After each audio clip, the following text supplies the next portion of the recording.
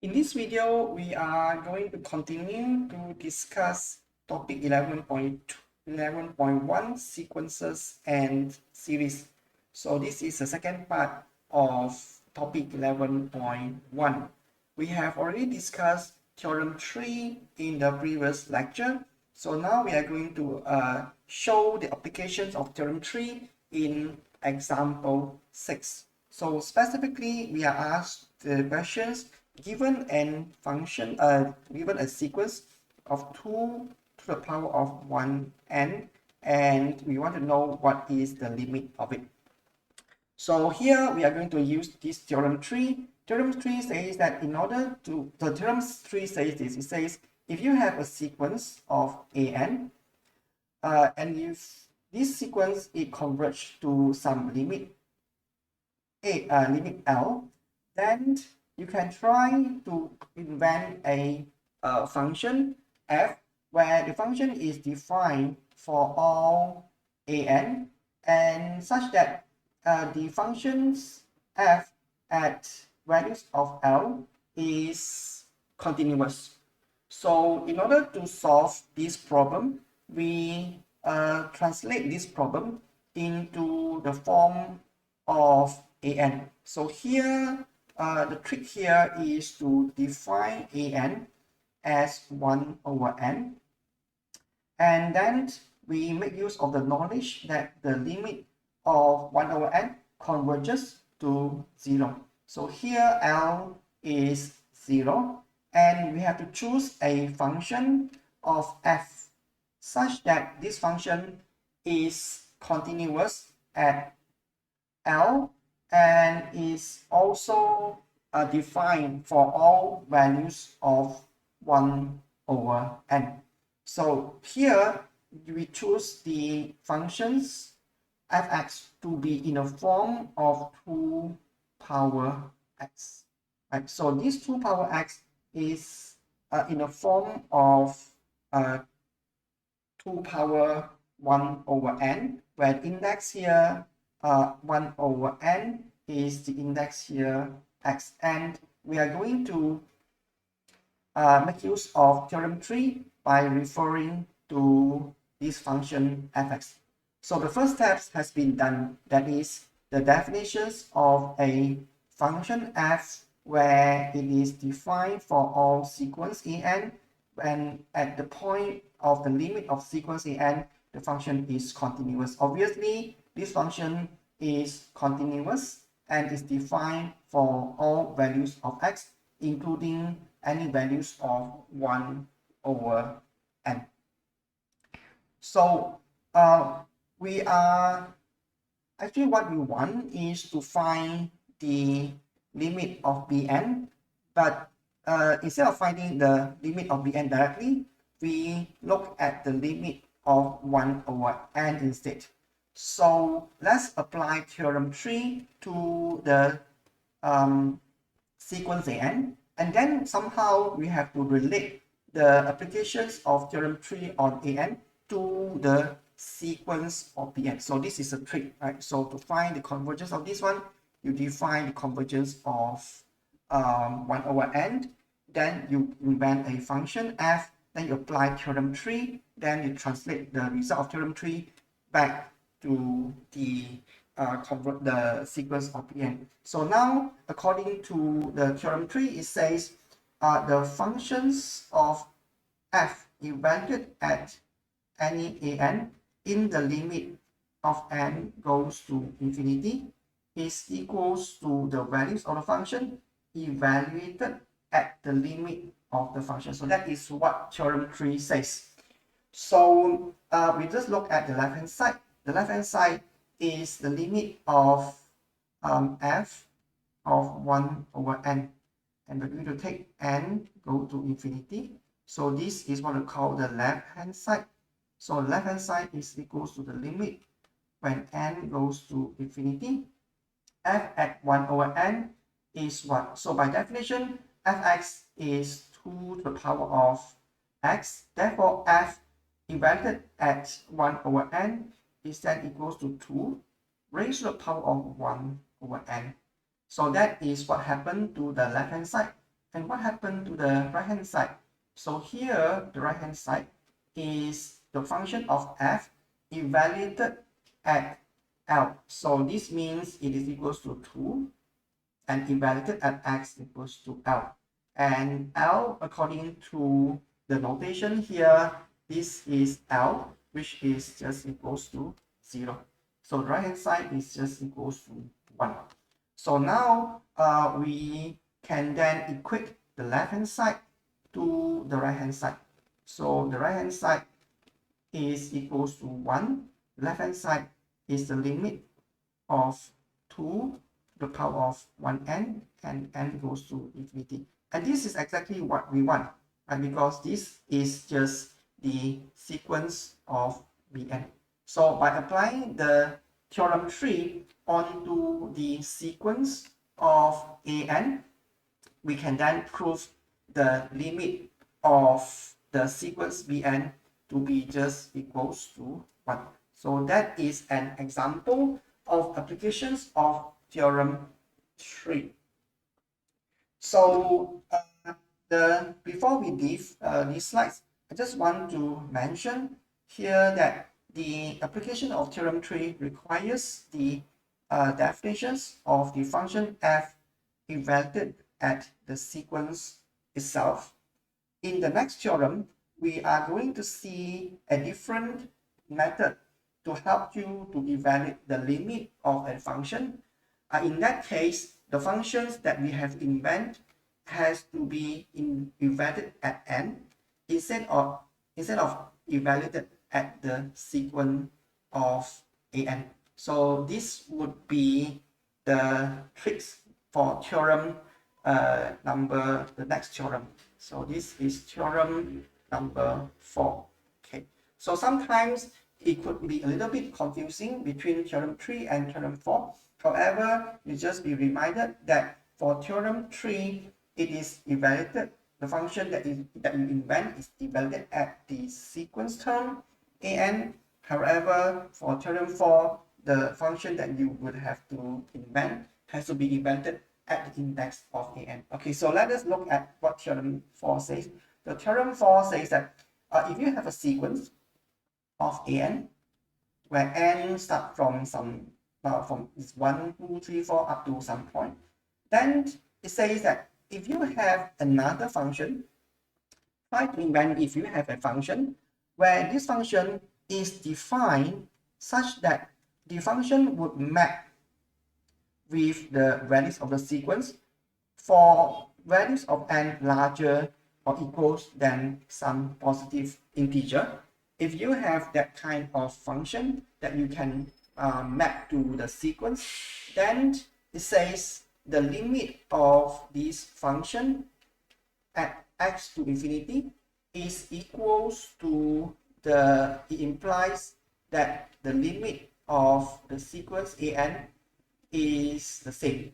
Okay, so here the problem is that if you are given some sequence, you translate the problem of finding the limit of the sequence into the problem of finding the limit of any corresponding function, and the corresponding function has to fulfill the condition that the function f evaluated at any index, as long as index n is larger equals to some specific number, then this function has to be equals to the values of the an. So then you can then translate the sequence limit as the limit of the function f when x goes to infinity.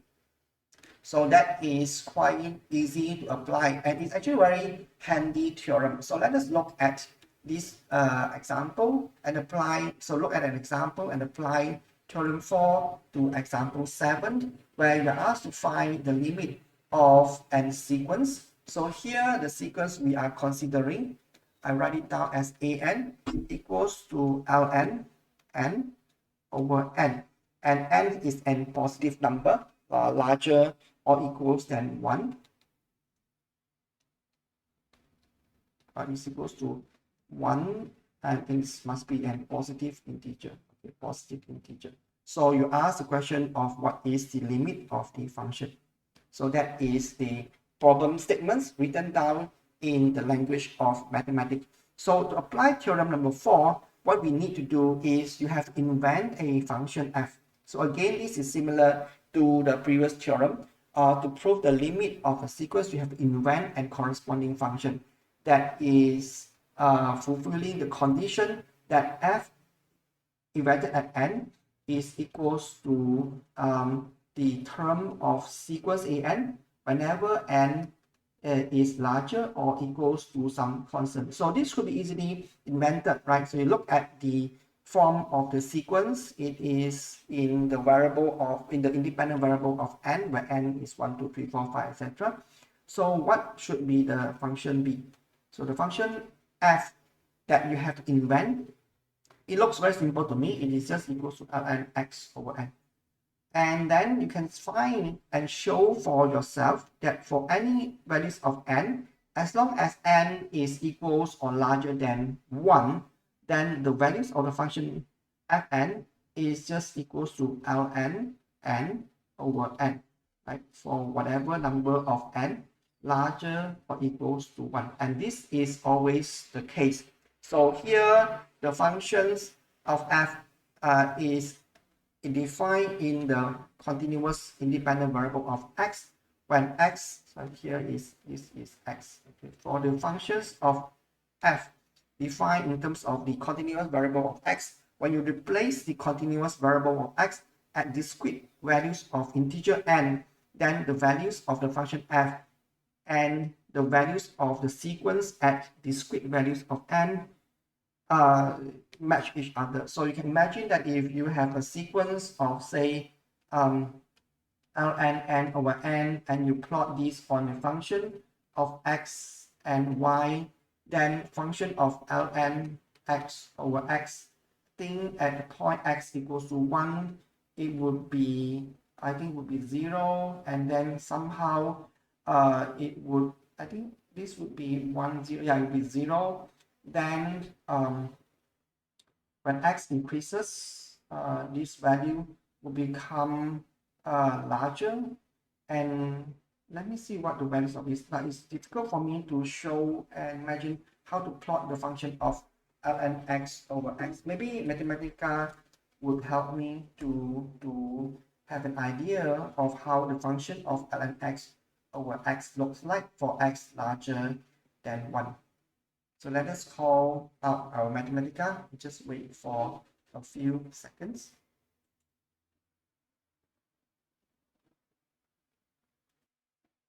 So I'll ask Mathematica to plot the function of ln x over x for x beginning from 1 to say to 10. So this is the shape of the functions. So it ranges from some number equals to 0 up to some maximum, then it falls down. So the function would be like this. I think this would be the function of ln x over x, and on top of this you can label the an. So I think an will be like this. It will be like this is an. I think this is a1, a2, a3, a4, a5, a6, etc. Right. So now you have a sequence represented by the discrete point and also the function of fx, which is a continuous line, and the line coincide with the discrete sequence point. So now we have successfully constructed a function of f that coincide or tied with the sequence. Now it's time to apply theorem number 4. So theorem number 4 says that the limit of the functions fx at infinity, if it exists, then the limit of it is the same as the limit of an when n goes to infinity.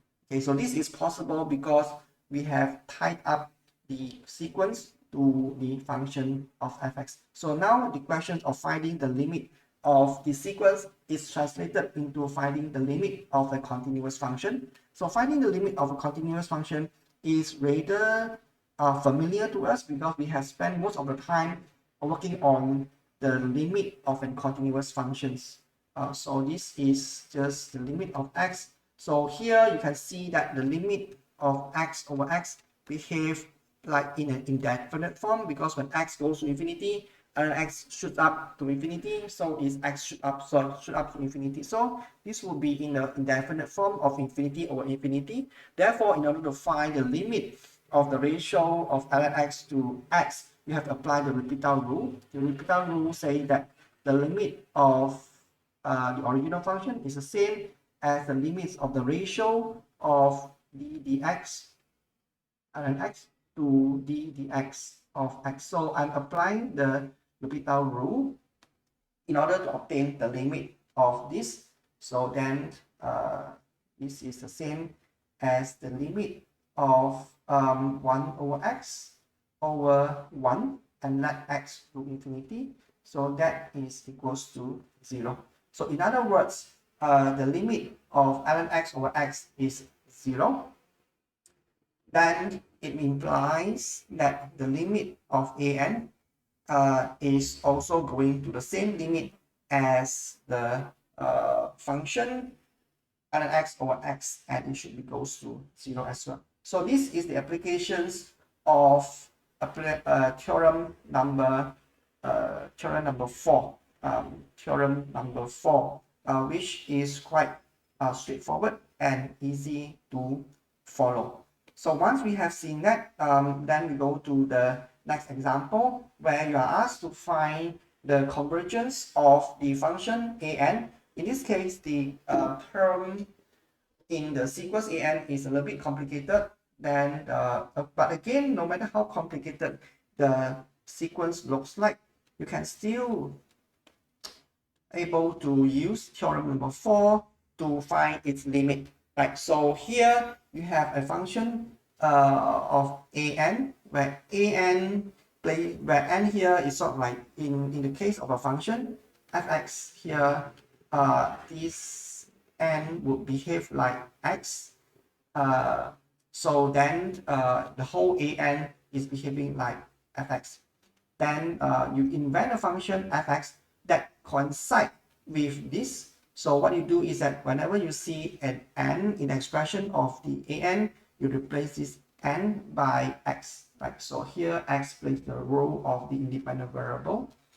So that is how I would invent or tie up the sequence an to a newly invented function of fx. Again, the game of finding the limit of the sequence is to translate the sequence into an corresponding continuous function, and then take the limit of this, then you'll be able to find the limit of an. So that is how I do it, and you can check quite sure that for any values of n equals x equals to n, then this is n plus 1 over n minus 1. This is n. When n is large enough, say for example, when n is larger or equals to 2, for example, then these functions always coincide with the sequence of an. So here you just simply have to assume that there is a number of n naught which is equal to 2 over above which the function fx coincide with an. However, this number, I call it n naught here, which appears in the definitions of theorem 4, is not really matter. As long as it exists, then that will be sufficient for us to apply theorem 4 to solve the sequence limit problem. So now, instead of finding the limit of an at infinity, I just have to look at what is the limit of this function. So now, how do I find the limit of this function? So let me look at my functions more carefully. So this is my function. In order to find the limit of the functions, I don't really want to obtain the limit of this function directly, because the function of fx here involves an index. Remember the tricks I told you? Whenever you have a function that has a power in it, you would like to always try to reduce the power or to bring down the power. So the simplest way to bring down a power is to take the log, right? So if you take the log of the function, then this function become x times the log of x plus 1 over x minus 1. Okay, so that is how you take the log of the functions. Okay, so then you can take the limit on the limit of the function.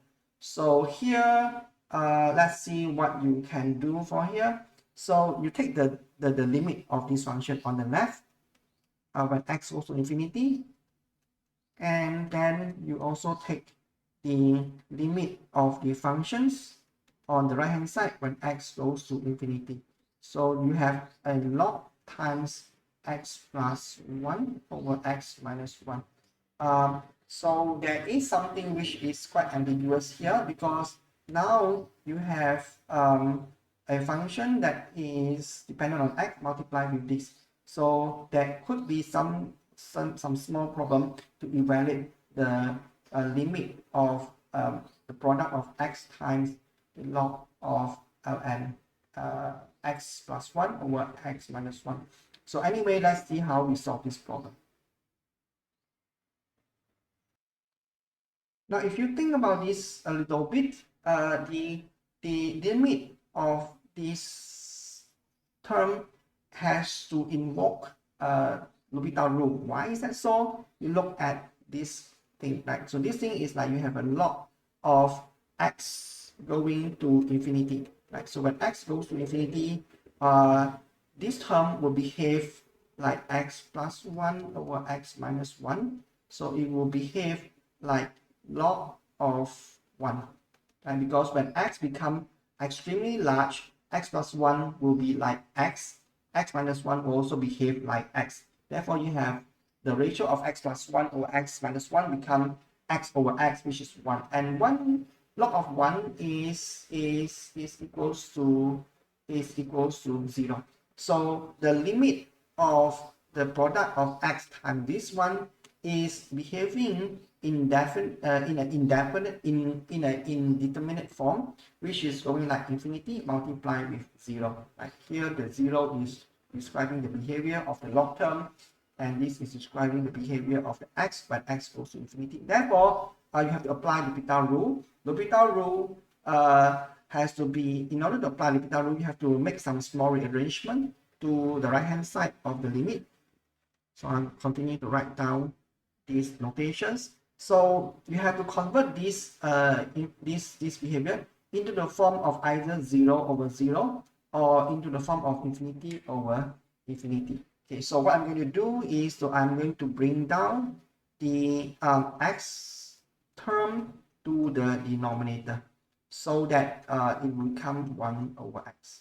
So by doing that, then these functions would behave like 0 over 0, right? Because when x goes to infinity, 1 over x goes to 0, and this term will also go 0. So now I am in the situation where the denominator and the numerator both goes to 0 over 0. Therefore, now I can apply the L'Hopital rule to these questions. So the application of L'Hopital rules in the denominator is to calculate the derivative of the log term. So it might be a little bit complicated. So I have to write down what is the limit for the derivative of the dx of ln x plus 1 over x minus 1. So that would be a little bit messy. So I think it would be, let's see if I can do this. So I ask Mathematica, tell me the derivative of log of two term x plus 1 x minus 1, and tell me what is the derivative. So it's equals to log of x plus 1. No, I think it's not working because I have not asked it to derive or take the derivative with respect to the variable x. So that should be the correct way instead of without the x. So then the answer is complicated. I don't know what it is, but let's see if I can ask the Mathematica to simplify it. Okay, so let me see if it can be simplified. If it can, then I'll use it. So you can simplify it, and then you get this number of minus 2 over blah blah blah. So let me try to copy down the solution for this onto my case here. It is minus 2 over x squared minus 1. I think that is what the Mathematica says. So maybe I should just absorb this plus 2 into here. It would be plus 2x squared minus 1. Yeah, I think it should be this. So that is the derivative in the denominator, which is 2 over x squared minus 1. And downstairs, it is derivative of x minus 1, which is minus x minus 2. So this would be then equals to minus x minus 2. And this would be equals to the limit x goes to infinity. Upstairs is so upstairs is 2, downstairs is x squared minus 1, and here I have a minus sign, then I have a x squared. Okay, so now this is equals to minus 2, the limit of x going to infinity, x squared over x squared minus 1. So that looks a little bit more manageable. Now upstairs we're still going like infinity to infinity. So I can then perform one more time the L'Hopital rule. So upstairs will be equals to 2x. Downstairs will also be equals to 2x. So both will cancel off, and it's left with 1. Therefore, I have 2 times the limit of the constant 1, x goes to infinity, and this is nothing but just equals to 1. So the answer for the limit will be just minus 2. Therefore, I come to the conclusion that the limit of the log of fx when x goes to infinity is an constant, and it converges to minus 2. I'm not sure whether the algebra is correct, but hopefully that it is. So in other words, if this is the case, then what can you say is that the limit of x to infinity for the log of fx. So fx is some complicated expression. It is equals to x times what was that? X times so okay, yeah, this is a function x plus 1 over x minus 1, x plus 1, x minus 1 raised to the power of x. This is equals to minus 2. Okay, that is what it says. Okay, so then what you can do is that you take the exponents on both sides. So you take the exponents on the left and on the right. So that is to say the limit of x to infinity. On the left hand side, when you take the exponents of the log, what you will get is x plus 1, x minus 1 raised to the power of x, when x to infinity is equals to the exponents of minus 2. So therefore that is the answer. So that is the limit of the function x plus 1 over x minus 1 power x. When x goes to infinity, it would be equal to e power minus 2. And let's just ask Mathematica if this is correct. So the limit of the function x plus 1 divided by x minus 1, and the whole thing will raise to the power of x.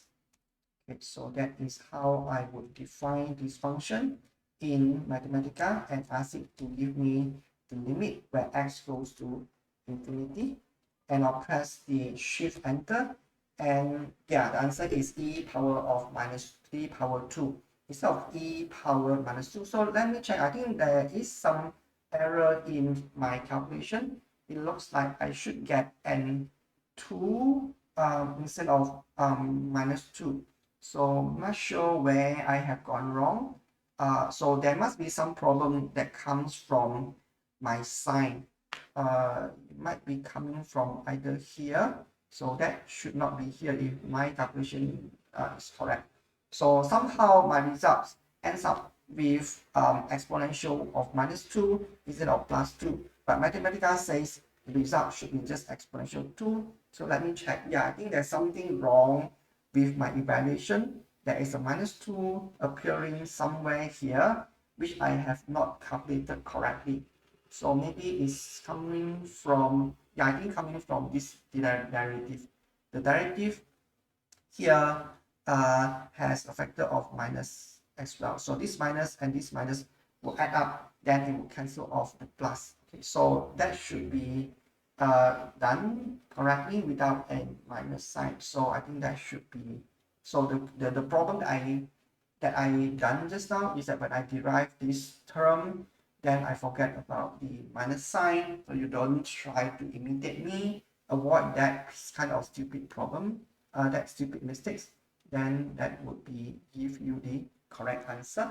So now we have concluded the example of example 9. So no matter how complicated the sequence is, you can always map it to an corresponding functions, and then you apply the theorem 9 by finding the limit of this function at x equals to infinity. And in cases where you involve some kind of very complicated expression like this one with an x in the power, you will try to take the log of both sides, then you evaluate the limit of the log using the L'Hopital rules, then you convert the limit of the log back to the limit of the exponential function, like what we did just now. So that should be a very good example of the applications of theorem number 9 of this theorem number 4.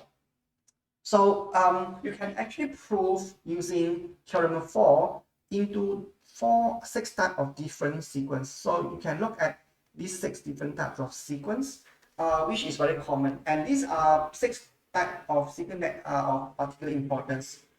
So we will be making use of this theorem 5, the result of the limit of these 6 types of sequence in the rest of this course. We will see we have to apply the result of the sequence in theorem 5 in many occasions in the rest of this syllabus.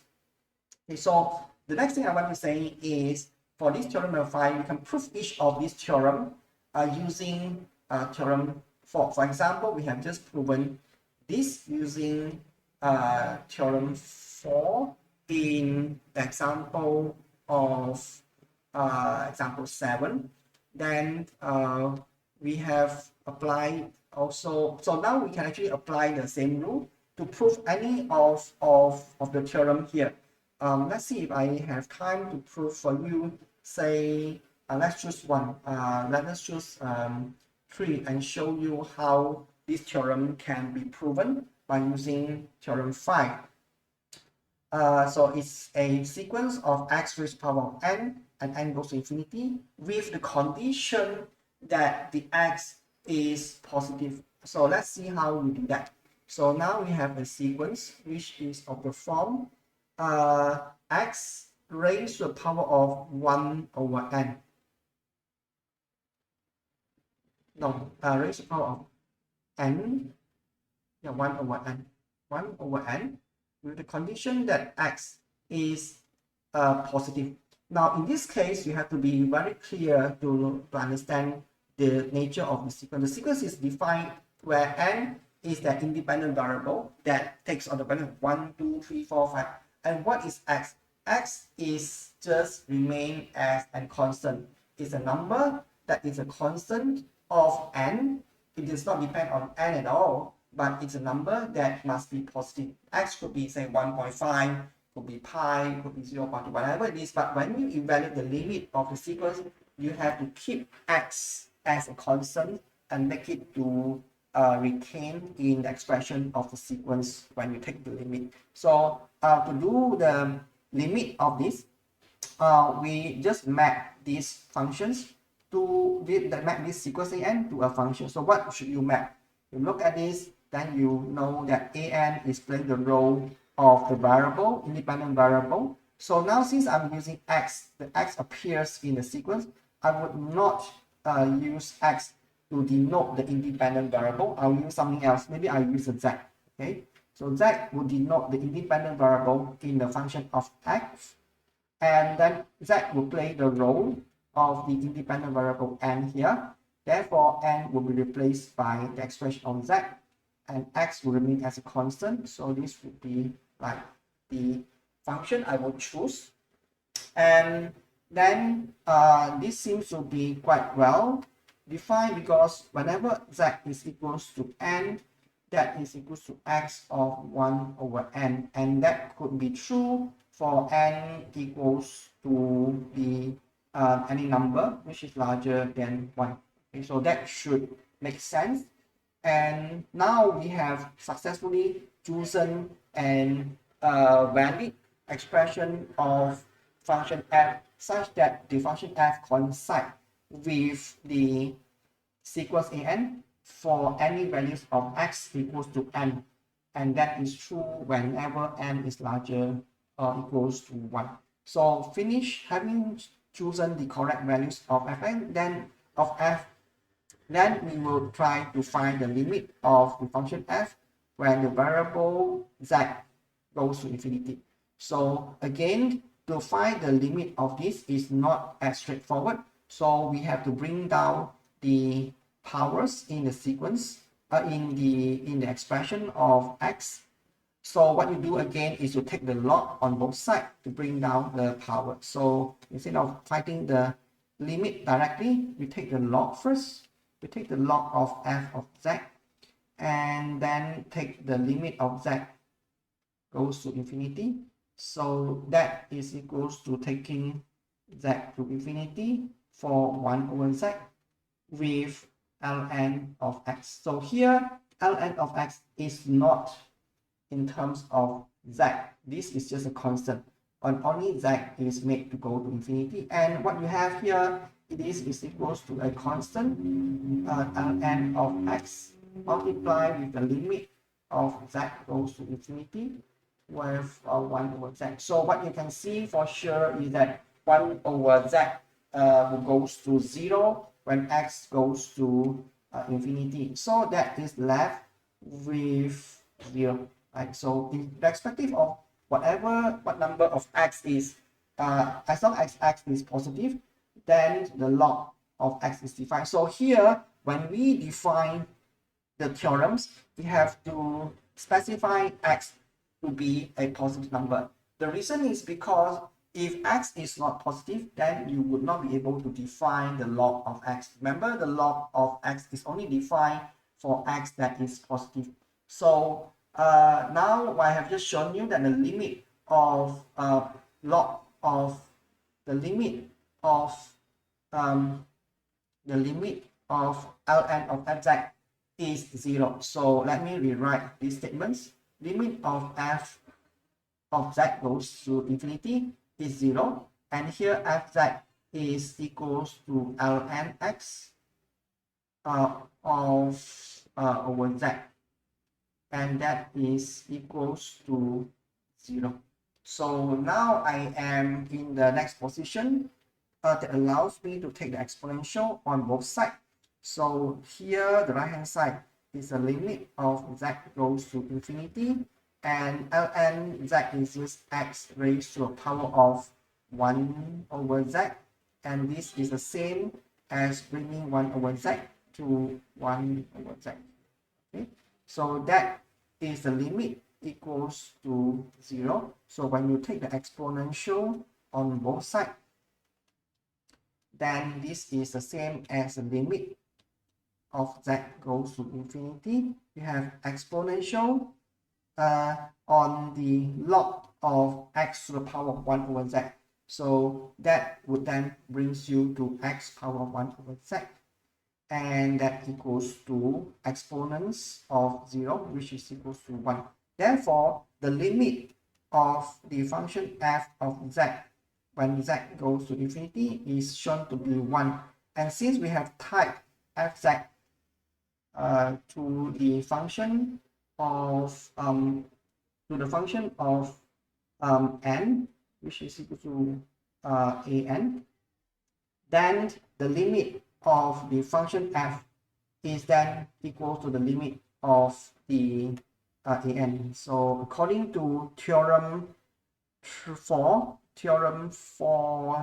this is your theorem. According to theorem 4, then the limit of the function is the same as the limit of the sequence that it ties to.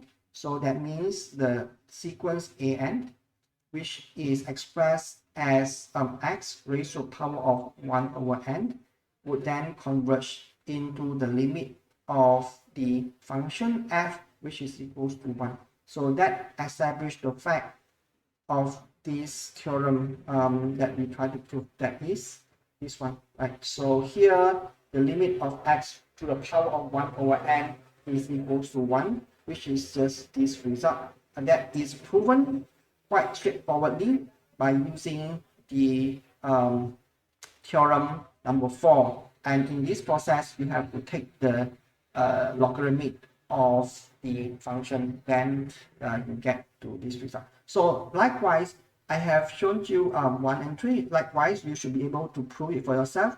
The other result of 2, 4, 5, and 6.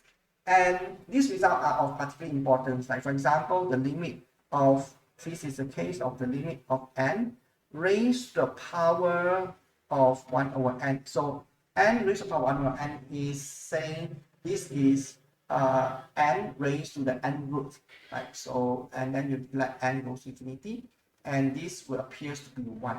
Okay, so this is a little bit complicated, but again, it's not really as complicated. You can prove theorem 2 by mapping the sequence of n of 1 over n to a function of fx, which is equal to x raised to the power 1 over x. Then you take the log on both sides, then you take the limit of the log by using Newton rules or whatever.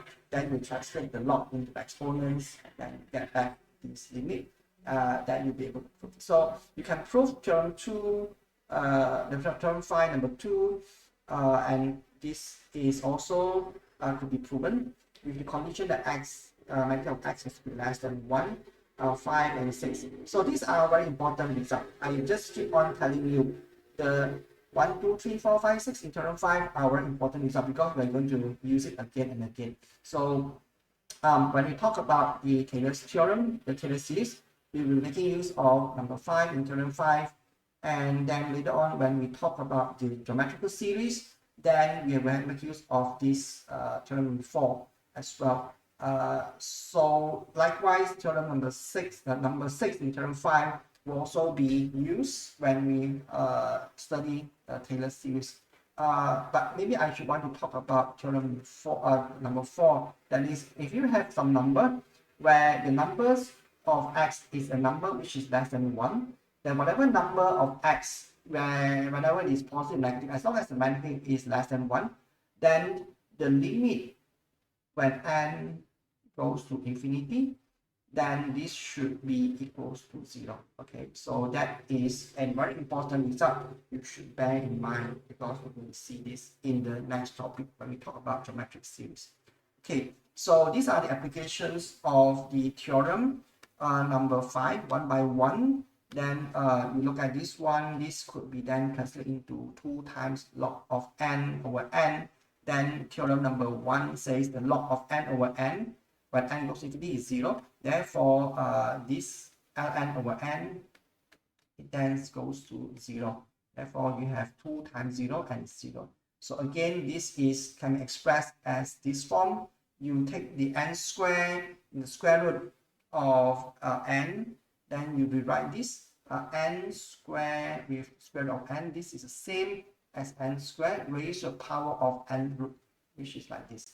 Right, so this is the same as n raised to the power of n root multiplied with itself n to the power of n. So then according to the theorem number 2, it says that this n raised to the power of 1 over n is going to 1. So here you can see that this is then equals to 1, and this is the same as 1. So therefore you have 1 squared is equal to 1. So likewise, you can break down square root of 3n raised to the power of n into two parts. That is, you have the 3 raised to the power of n, and also n raised to the power of n. Okay, so that is this term, which is n to the power 1 over n. This term is 3 raised to n square root, and we have an n. Okay, so when n goes to infinity, these terms goes to 1. When n goes to infinity, then these terms, so these terms, let me see, I think this is square root of n over n. Maybe I have written this incorrectly. Now this is not quite true, so I am sorry, I have to reverse this explanation. So the 3n raised to the square root of n could be expressed as the product of these two terms. One term involves 3, the other term involves n. So this is square root of 3. So this is the n root of 3, which is equals to 3 raised to the power of 1 over n. I think that is the definition of the n root of 3. Then these terms will just go to 1, similar to the case on B. So this is going to 1 because of the result number 2 here. Then 3 raised to the power of 1n is going to what? It's going to 1. And this result comes from this one. It comes from 3, right? So x raised to the power of 1 over n goes to 1 whenever x is positive. Therefore, here we can see that this term where x is 3 goes to 1 when you have x raised to the power 1 and 1 over n. Likewise, this one goes to 0 because of this theorem dimension number 4. So this number 4. Okay, so x raised to the power of n will goes to 0. So will goes to 0 whenever x magnitude is less than 1. So here the x that is involved here is equals to -1. Therefore, the magnitude of x is just half. Half is less than 1. Therefore, any numbers of x with magnitude less than 1, when it raised to an nth power, and when n goes to infinity, then this is going to be 0. So this will be seen and applied again and again later on when we deal with geometric series. So likewise, you can study E and F yourself by referring to the theorem number 5. So here again, this is can be seen by applying, I think, theorem 5, right? So theorem 5 says that these terms somehow involve an exponential. So the rule of 5 is coming from the application of number 5 in theorem 5, and then I think this one goes to 0 by referring to number 6. Okay, so that is the example 10.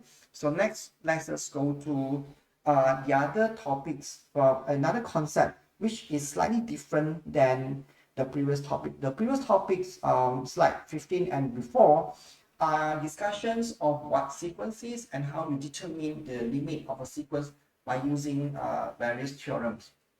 But theorem slide number 16 and 17 tries to tell you a new concept.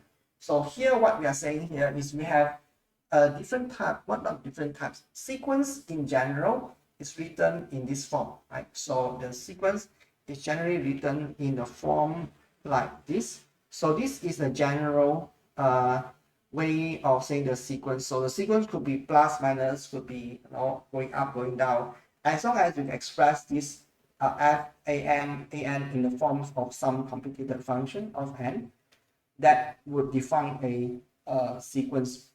Now let us look at a special type of sequence that fulfills some kind of constraint. That is, let us try to look at a sequence such that the sequence is non-decreasing. That is, the values of the term in the next term in comparisons to the sequence, to the terms in the sequence before that, is either smaller or equals. So any sequence that fulfill these conditions, that the next terms in the sequence is either less than or equals to the term before that, is what we call a non-decreasing sequence. So this is a sort of like a subset of sequence. Sequence, in this case, non-decreasing sequence is a sequence where the next terms is either equals or less than the term before it. So these are the example. This is a non-decreasing sequence, and it is written into this form. Okay. I just realized that I have again make a wrong statements about non-decreasing sequence. So the non-decreasing sequence, I'm sorry, I have to correct the statements.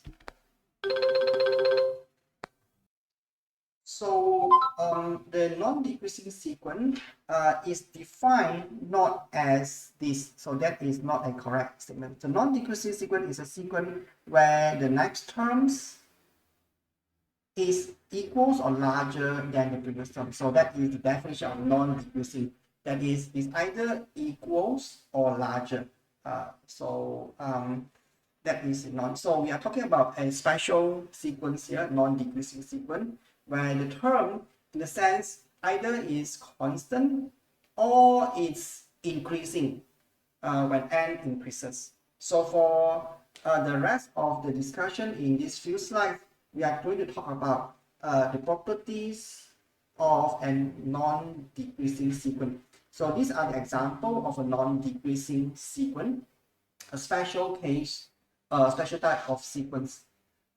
So here you look at this case, the sequence is keep on increasing, right? So when n goes to larger, then the term go 1, 2, 3, 4. Then you also have this kind of sequence. So the numerator is always one term less than the denominator. Therefore, the number is always less than 1. So when you let the n goes up from say n to n plus 1, the next term is always larger than the previous term as well. So this is another example of a non-decreasing sequence. So you have also an example of a sequence that contains all the constants. So this is also a non-decreasing sequence because it fulfills the conditions of a at n plus 1 is either larger or equal. So in this case, the term is actually equals. So this sequence also fulfill this condition. So here it means the next terms is either larger or equal, right? So in this case it's equal, here it is larger. So these are the example of a non-decreasing sequence. Lastly, you can also divide non-decreasing sequence into two types. One type of the non-decreasing sequence is a sequence that will keep on going up and non-stop. So in this sense, this sequence will just keep on and it has no limit. The other types of non-decreasing sequence is a sequence where it is increasing from one term to the next, but it will keep on increasing. However, whatever n is increasing, it will not exceed some values or ceiling. Right? So it's increasing. The term of an is increasing from one n to the next n. However, the values of an will not exceed some bound. Okay, so we call this a bound n. So it's kind of counterintuitive because if you have a sequence that is keep on increasing, you expect that if n is going to infinity and the function or the sequence is increasing, you expect the an is going to become larger and larger. Right? So if n goes to infinity, then the an may go to infinity, but it's actually not the case. For example, here, if you let an to be just defined as a sequence of n over n plus 1, but even though the next an is larger than the previous an, and the sequence is non-decreasing, it's actually increasing, but this sequence will not exceed some number. It will never exceed 1. Okay, so n, in this case, the sequence an would never exceed 1, even though the function is, even though the sequence is increasing.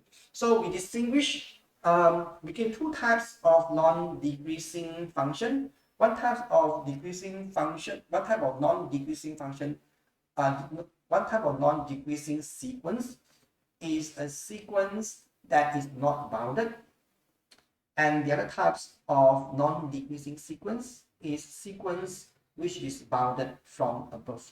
Okay, so for example, this one obviously there's no upper bound, therefore this is an example of a sequence, non-decreasing sequence that is not bounded. However, for this kind of function, it's non-decreasing, and this kind of sequence, it is non-decreasing but it's bounded from above.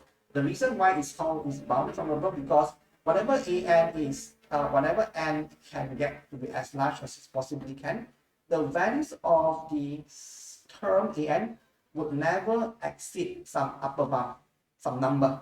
As long as there exists a number such that all terms in the sequence is less than that number, then we say this non-decreasing sequence is bounded from above by number of n. For example, m is equals to 1. So all the values of an in this sequence is always less than m equals to 1. So we call m as the upper bound. So any number that is always larger than all the terms in the non-decreasing sequence can be the upper bound. For example, how about m equals to 5? Can I say 5 as the upper bound to the non-decreasing sequence of n over n plus 1? The answer is yes. So how about m equals to say 4.2, m equals to 1.0001? Yes, there are many different types. Well, there are many upper bound to this non-decreasing sequence. Okay, as long as the sequence is bounded by one number, say m equals to 1, any number that is larger than 1 can also be the upper bound to the non-decreasing sequence. So here we want to introduce the idea of a sequence that is bounded from above or the function that is not bounded. Right? So given a sequence, look at it, you can tell quite easily if it's a function, if it's a sequence that is not bounded from above. Just easy. When you look at it, the function is keep on increasing, the sequence is keep on increasing. Then there are situations where the non-decreasing sequence is bounded. It's bounded, that means there exists at least one number where the values of the sequence will never exceed. Okay, so we have this bounded sequence. So there are many upper bound for a non-decreasing sequence. Then the lowest of all these bound has a special name. It's called the least upper bound. Okay, so this is an example. So you have a sequence like this where the sequence will never exceed values of L. So L is the lowest of all the possible bounds. Say L is equal to 1. And if M is a number which is larger than L, then this M will be also understood as the upper bound to the sequence of AN. Any number that is larger than 1 are considered as upper bound. However, out of that so many upper bound, there's only one unique upper bound, such that there's no other values that is less than this upper bound that is also an upper bound to the sequence. So the smallest of all the upper bounds is called the least upper bound, and this number L, which is the least upper bound, is a unique number. So there's a theorem that says if you have a non-decreasing sequence, and if you can find out what is least upper bound is, then this upper bound is then the limit of the non-decreasing sequence. So this is what theorem 6 says. It says a non-decreasing sequence of real numbers converges if and only if it is bounded from above. If a non-decreasing sequence converges, it converges to its upper bound. So this is the idea of the last few slides. We are considering non-increasing sequence, and for those non-increasing sequence that are bounded from above, that means there exists some number m which the values of the sequence would never exceed, and there are many such upper bound. Then the smallest of all these upper bound is a special number called the least upper bound, and the least upper bound is the limit of the sequence. Okay, so that is what this theorem 6 says. So we end the discussion here and we go to next topic later on.